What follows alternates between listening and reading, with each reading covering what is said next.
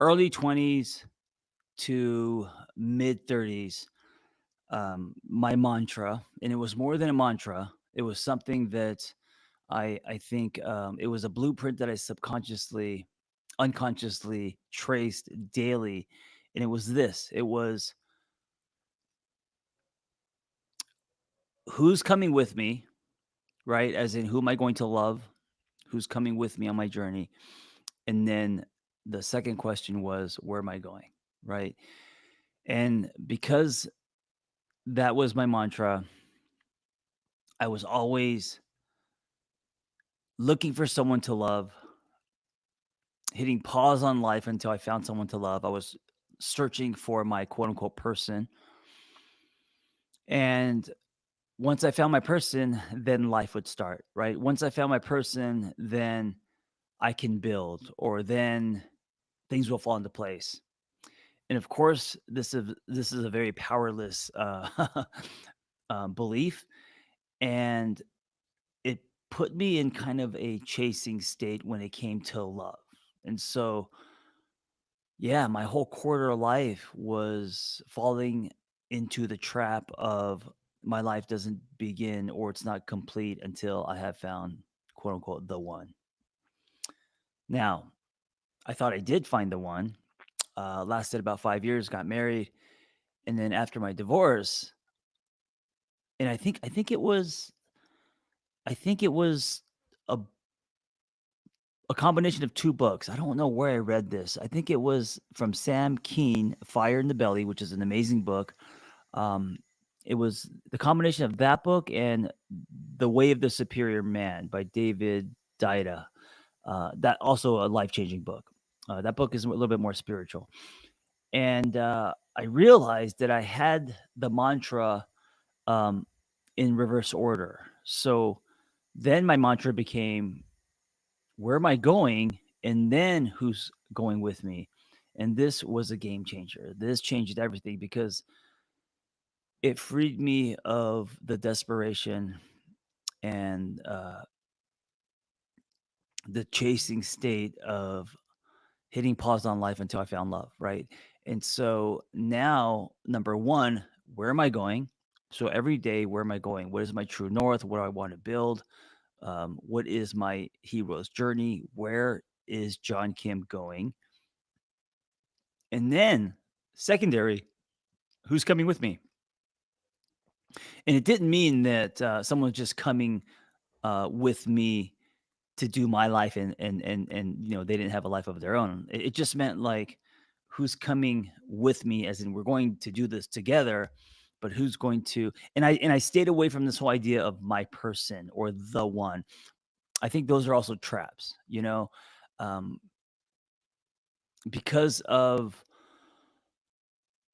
how we've been programmed, about love and the power of love and a partner, and how it's, not how if you're single, it means you're incomplete, and, happy means finding a partner, possibly having kids, running toward the picket fence. Because of all of that programming, I think it's dangerous to label uh, the person you choose to love as the one, right? Or your person.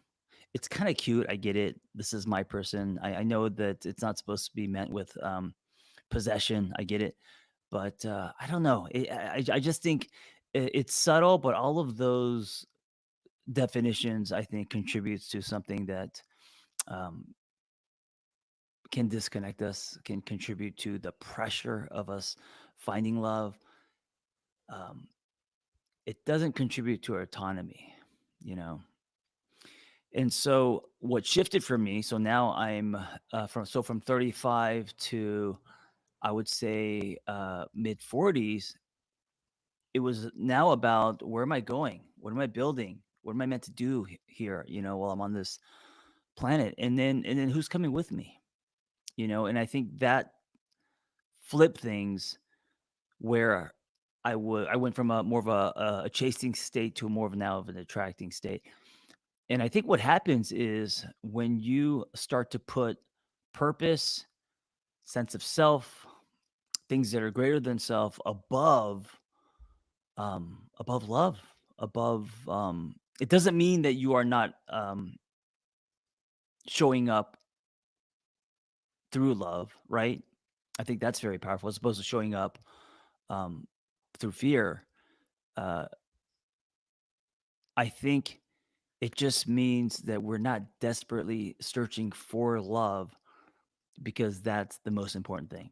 I think a lot of people believe, and I was one of them, that finding love is everything.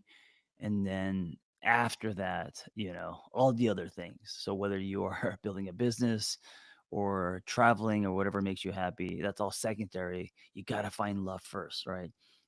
So after 35, I realized that's not true. It's not how I want to live my life. Where am I going? How do I want to share my gifts with the world? Who am I? Who am I? How am I going to be a conduit into people's lives? How am I going to be a catalyst? Right? Like these other questions, and then who's coming with me? So when that would became my mantra, it changed my behavior, it changed my energy, it changed my priorities. Uh, it freed me of desperately trying to find the one. And so that was until about 45. And I have a partner now and a 4-year-old daughter. Um, we have a house. I feel like I've written some books, and I'm kind of on my road to, or been on my road to helping other people and having a sense of purpose now for a while. But now I have a new mantra, and I think as a 51-year-old and going into moving into the afternoon of his life, um, now it's not even about love, as in it's not about finding love, and it's not even about purpose. I mean, both of those very important, of course. But now my mantra is, how do I want to show up? How do I want to show up? And then the second piece of this is, what do I need to let go of? And the reason why how do I want to show up is so important to me these days is because I feel like life is short. And it's not just how do I want to show up in my relationships. I mean, obviously, but it's like, how do I want to show up to this workout? How do I want to show up to this session with my client?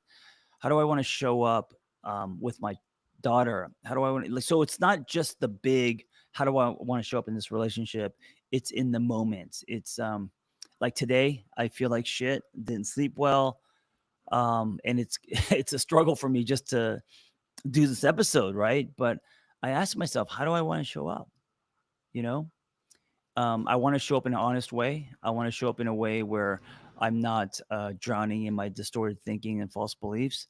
I want to show up in a way where I am light, not taking hostages and into my darkness. Um, that's how I want to show up. And of course, it's not going to be perfect. And of course, I'm going to have days that it's harder for me. But now that's super important to me. Now that's at the top. And then what do I need to let go of? Because as I move into the afternoon of my life, as I move into my 50s, there's so much I need to let go of. And there are things I need to let go of daily, right? They're not just big things. I need to let go of residue from the past. I need to let go of old beliefs that I carry about myself. I need to let go of how I think things should be done or how I think people should act. Uh, and it's not a one time letting go because when you think about letting go, if you just think, okay, I've let that go, I'm done with it, you're going to be kidding yourself because like forgiveness, it's an ongoing thing. Letting go is an ongoing thing, and some days it's easy, some days it's harder. But it is a practice, and this is why uh, it's become a mantra. So what does that look like? How's that impacting, what does that look like in behavior and how's that impacting me? Well,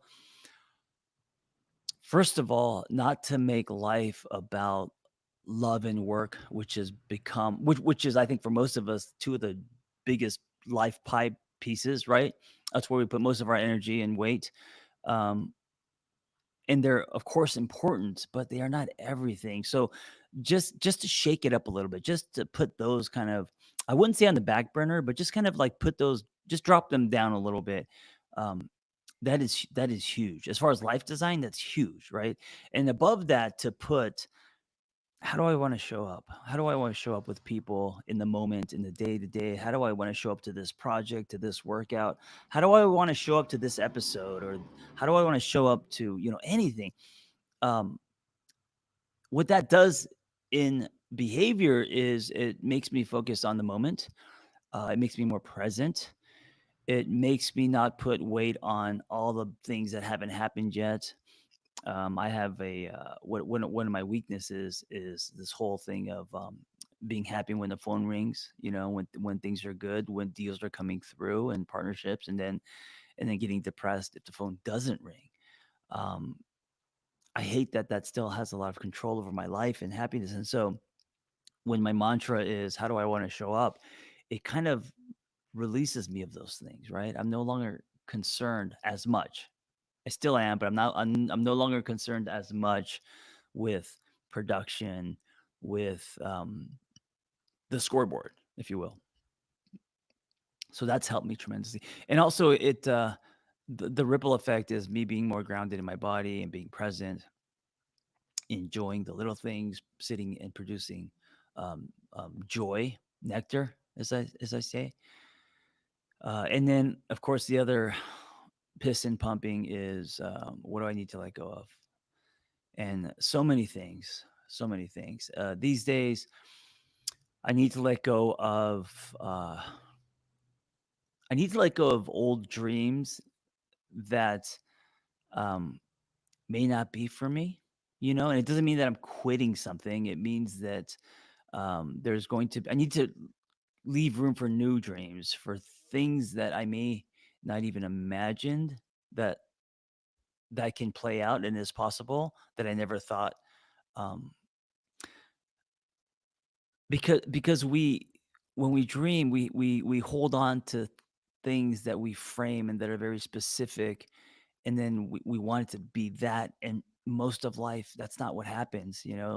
Um, you may you may be just as happy. You may realize, oh, I thought I wanted this, but I really want this now that I'm experiencing this. I'm not saying that your dreams are going to be any less, but I do believe that they will probably be different. And I have to let go of how I want my life to play out and trust my story, where I'm going, and lean into um, infinite possibility and what could happen that can produce just as much joy, if not more. But it's not in the package that I imagined. So when I do that, it forces me to trust something greater.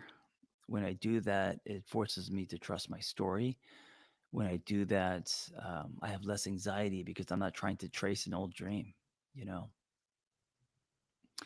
Anyway, I don't know where you're at in your life. I know that we all have these running kind of core beliefs and things that we're trying to trace, every one of us. I think it's important to be aware of what they are. And more importantly, I think it's important to know that you can change them.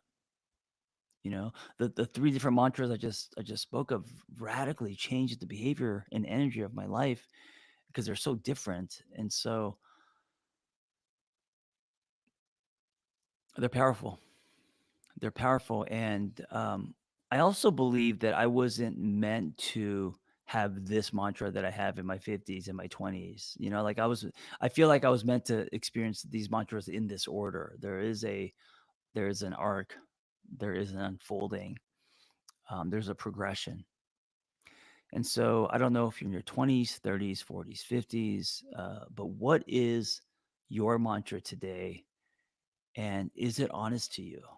Ask yourself how adapting and holding on to these maybe two or three beliefs, how is it impacting your behavior, your thoughts, your energy? And is that something you want for yourself? Is that the right mantra for you? Thank you for listening. Be well.